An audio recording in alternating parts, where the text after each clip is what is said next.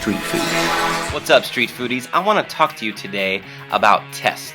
Most Chinese college students take a test called the CET-6. It's an English test that some of them need for future employment, and there are rampant allegations of cheating. So much so that when our school proctors the test, they shut off the internet for the whole campus and the surrounding area.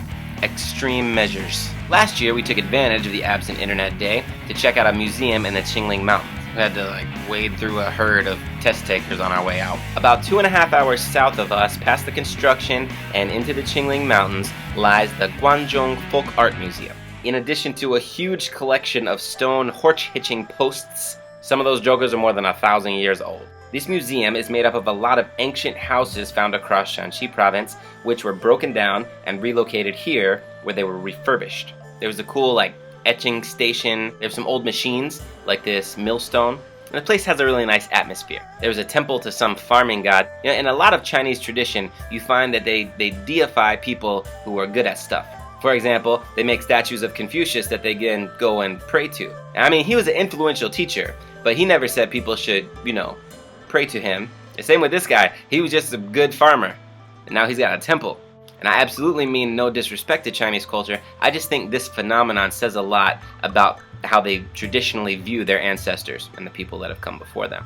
By far, the highlight of the museum was this music show.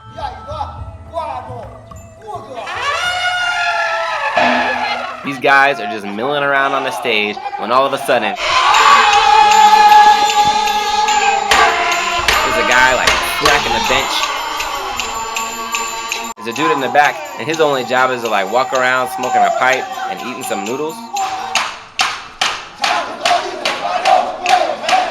Oh, it's the rap break.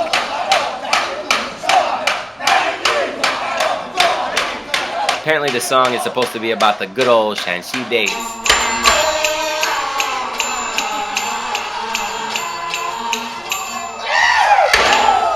It was pretty awesome. For lunch, we went to Shangwan village for some local dishes, the most unique of which was this corn-based dish.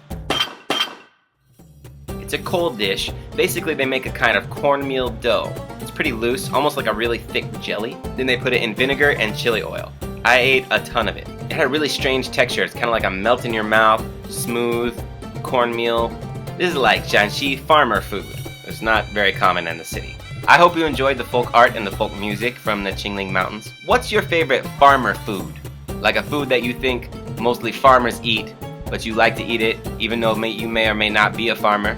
Put that in the comments, and then if you actually are a farmer, you should look at people's comments and say whether or not they're accurate in depicting a farmer food. Next week, we travel to Sichuan province and we're going to sample some Tibetan street food, plus there's going to be pandas. Hi. Don't miss it. Until then, eat it on the street. Watch out for the